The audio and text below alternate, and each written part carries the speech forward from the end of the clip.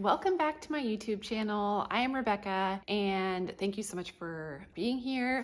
Today am going to talk about a topic that is not pretty, it's not glamorous, but it's a big part of some people's lives and it doesn't have to be. So that's what I want to discuss. It's hormonal cystic acne. It's awful. If you struggle with this, I feel for you because I have as well for years.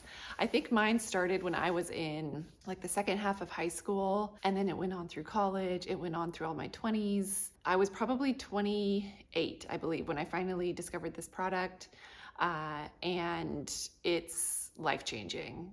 And I know that sounds dramatic, but it is, because when I had hormonal cystic acne, I still have it. Anyway, when I had it occurring on the regular, I mean, it's the deep, painful blemishes. Like, I'm not talking about, little zits all over your face. I'm talking about it's typically right here on your chin. I actually just had one pop up just like in this past week. And I was like, what the heck, where is this coming from? Like, it just took me back. So that's why it kind of prompted me to think about doing this video. But anyway, it's typically down here on your chin, and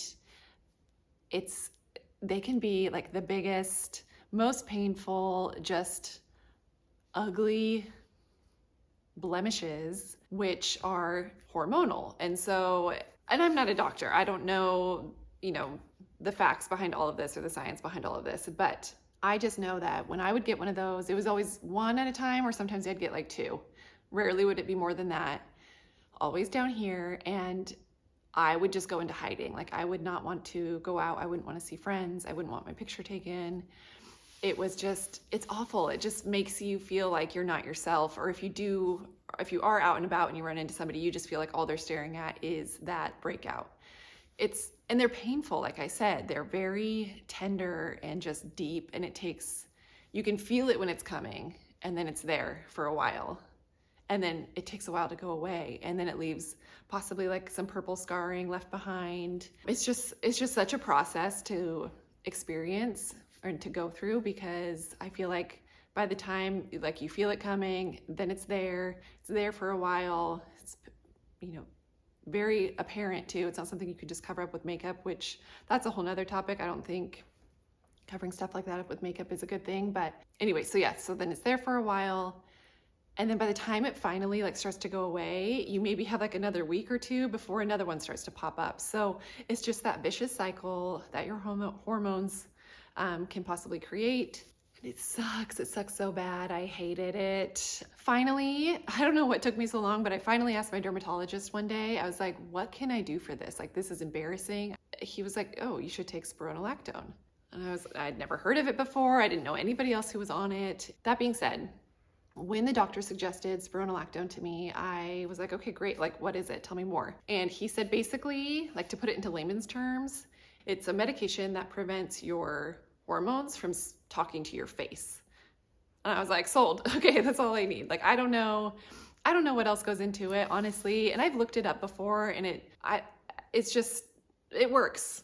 And as far as side effects or being hard on your body, they do want you to do like a regular not regular, but like every few years do a blood test to make sure your kidneys are okay. I think it can be a little bit harder on your kidneys, but it's, like I said, I've been on this for 12 years and I have never had any of my blood work come back poorly because of this medication. So this is it. So each tablet is 50 milligrams, and personally, I take 150. So I take 2 tablets in the morning and I take 1 in the evening. Obviously, your doctor will give you what you need.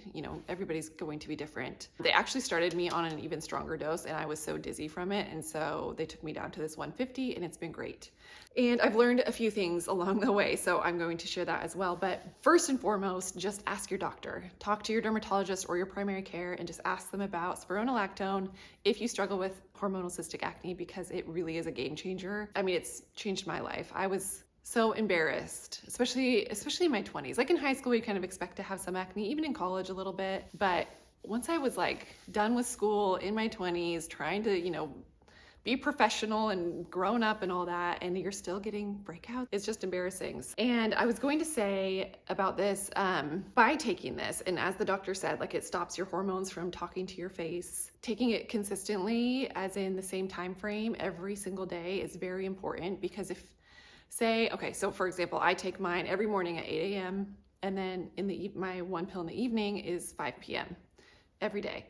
And if I don't do that, like if I have several days in a row where I'm, life happens. And so there will be times where you are an hour late to take it or whatever it might be, or you forget altogether. And so then that window like opens up where it's not in your body, preventing the hormones from talking to your face. So that's where like a blemish could kind of sneak through. And so that's why it's so important to really be consistent with timing of taking this. And what I do is I put mine in, this is a really ugly little pill box, but I use this little pill box. I need a new one. I've had this one forever. It's just, the 7 days a week grandma pill box. And I have found having it in here super helpful because, well, one, it's just easy. Like I don't want to travel with this or like have this jangling around in my purse all the time. I don't know. I just like being able to see, okay, visibly I've taken my 2, I have 1 left to take. And I'm in such a routine and habit with it now. It's a no-brainer, but because it's a no-brainer, it's also very easy to forget. Like, oh, did I already take that? Like when you leave your house and you're like, shoot, did I shut the garage door? It's just like such a habit to push that button and be gone. And so this is kind of the same. Like it's every day and it has been for years for me. So it's nice to have it in here, measured out for the week. And then I know exactly what I'm taking and when I'm taking it. And as far as the when, like I said, I do mine at 8 a.m. and 5 p.m. I set an alarm on my phone because there had been so many times where I would miss, that window that you want to be in with taking it. And so setting an alarm on your phone is just really helpful to give you that reminder. That's what an alarm is, that you need to make sure you take your spironolactone. The other tip is if you're traveling and you're in a different time zone. So for example, our last trip, we were 2 hours behind this time zone. So like I said, if I typically take this at 8 in the morning here, I was setting my alarm for 6 a.m. there and getting up, taking it and just staying consistent with it. And then I would take my evening one at 3 p.m. their time to stay on my consistent 5 p.m. time here, if that makes any sense. And I know there's other things you can do with hormonal acne to try to combat it with diet restrictions, like eliminating dairy, reducing your sugar, all that kind of stuff. And I think there's a lot to be said about that. I went through several years of really limiting my dairy intake and being careful with what kind of dairy I was consuming, if any. And honestly, I didn't see much of a difference. So, to each their own, try what you want to try. I just feel like you should know about it if this is something you struggle with or you have a friend who struggles with it. My mom is on this too, and she is about to turn 70. So I will be on this for as long as my doctor will possibly allow me to be.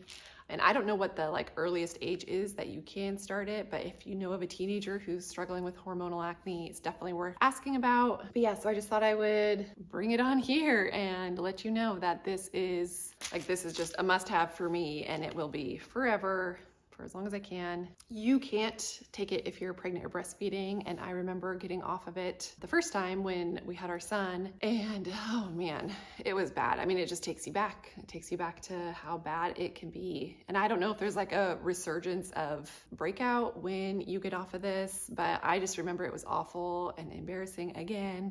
It just makes you appreciate being able to be on this. So anyway, I can't say enough good things about it.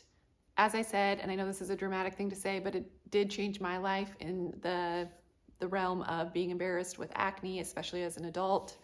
And I would highly recommend it, but talk to your doctor, do your own research. It's just, for me, it's been great. And if this helps you, if you're struggling with hormonal acne, hormonal cystic acne, or if, maybe you have a teenager or a niece or somebody else who's coming into that phase and it's starting to pop up for them too, it's definitely worth looking into and getting an opinion, professional opinion about. Had I known about this when I was 18 or 16, gosh, that would have made a big difference. Okay. That's it. I hope this was helpful. And like I said, nothing glamorous for this week's video, but kind of an important topic if this applies to you. I will see you next week, and I hope everyone is doing well. Okay, bye.